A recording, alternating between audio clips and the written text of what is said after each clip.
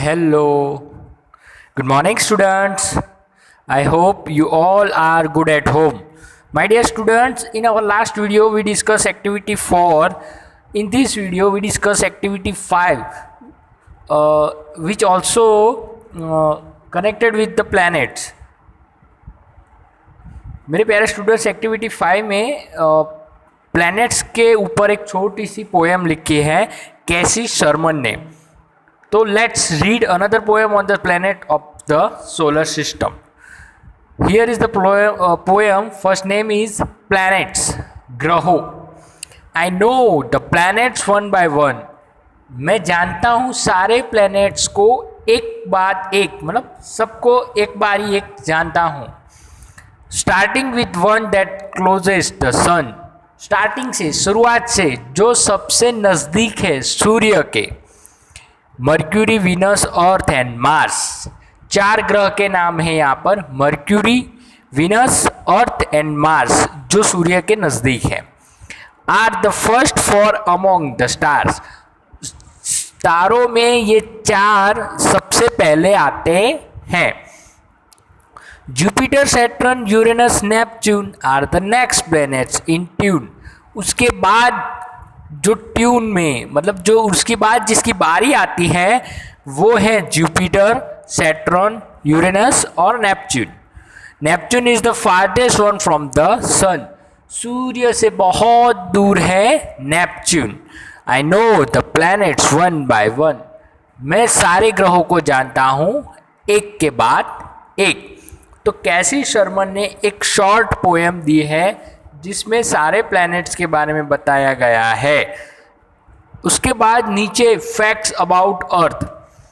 हम जिस ग्रह पर रहते हैं उसका नाम है अर्थ. 8 ग्रहों में से सिर्फ एकमात्र अर्थ पर ही जीवन शक्य है, जहाँ पर एनिमल्स हैं, ट्रीज हैं, लाइफ है. तो उसके बारे में कुछ फैक्ट्स मतलब सत्य, कुछ बातें हैं. फर्स्ट है, earth is a small rocky planet which support a variety of life. पृथ्वी एक छोटा पत्थरों का बना ग्रह है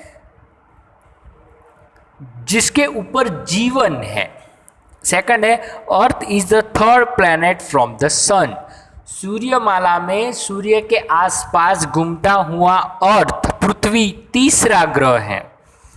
it is the 5th largest of the 8 planets. ये 8 ग्रह में से 5वां सबसे बड़ा ग्रह है. तो हमारे पृथ्वी के बारे में 3 बातें यहाँ बताई गई है कि वो छोटा है पर पत्थरों से बना हुआ, जिस पर जीवन है. वो सूर्य के आसपास घूमता हुआ तीसरा ग्रह है और सारे ग्रहों में वो 5वां सबसे बड़ा ग्रह है. Here is a students, activity 6 is also a small story. यहाँ पर मेरे प्यारे स्टूडेंट एक्टिविटी 6 दी है जहाँ पर एक छोटी सी स्टोरी है, the ant and the dove. एक डव और एक आंट की. यही स्टोरी आपने गुजराती में, हिंदी में पढ़ी होगी, चींटी और कबूतर की. तो स्टोरी है, on his way home an ant saw a sparkling fountain. अपने घर जब वो जा रही थी तब उसने रास्ते में स्पार्कलिंग फाउंटेन, फुहारा देखा. एक उड़ता हुआ, स्पार्कलिंग करता हुआ, चमकता हुआ फुहारा देखा. He crowded on its wall to take closer to look. वो क्राउडेड मतलब सरकना, पेट के बल चलना, सरकना. सरकते सरकते वो उसके पास चली गई. Suddenly he slipped and fell into water. अचानक वो फिसली और पानी में गिर गई.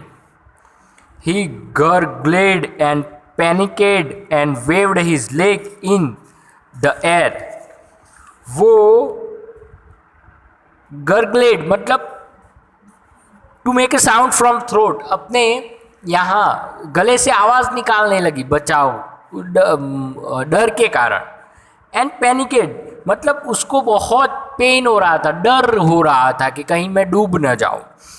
एंड वेव्ड हिज लेग, और जल्दी से अपने पैर पानी में हिलाने लगी।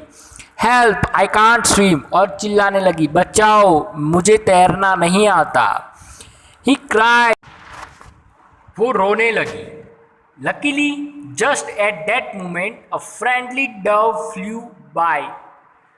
अचानक नसीब से उसी क्षण अ फ्रेंडली डव, एक प्यारा मित्रता भरा हुआ कबूतर, मतलब उसकी नेचर में मित्रता थी, वो सबकी हेल्प करता था, ऐसा कबूतर वहां से उड़ा।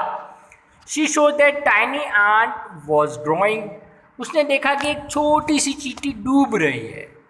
And quickly flew to a nearby tree, तुरंत वो उड़कर पास वाले ट्री पर, झाड़ पर गया। नेक्स्ट पैराग्राफ है, she pulled off a leaf, उसने एक पत्ता तोड़ा। And let it glide down to the ant, और वापिस आया और आंट के पास ग्लीड डाउन, धीरे से सरका दिया। हियर यू आर, शी कूड, और धीरे से मंद आवाज से बोला, ये लो। एंड फ्लू अवे, और उड़ गया। नाउ गेस, फिर सोचो क्या हुआ होगा। The ant used the leaf, ant ने वो पत्ता यूज किया होगा, उस पर चढ़ गई होगी और अपना जीवन बचाया होगा, अपनी लाइफ बचाई होगी। तो इस तरह जैसे कि एनिमल्स एक दूसरे की हेल्प करते हैं, हमें भी एक दूसरे की हेल्प मुसीबत के वक्त करनी चाहिए। यही स्टोरी का मोरल है। एनिमल्स के ज़रिए, इस बर्ड के ज़रिए हमें ये बताया गया है कि हमें एक दूसरे की मुसीबत में हेल्प करनी चाहिए, साथ देना चाहिए। Thank you students. इसके हार्ड वर्ड्स आपको दिए हैं साथ में, वही आपको नोटबुक में वन टाइम लिखने हैं।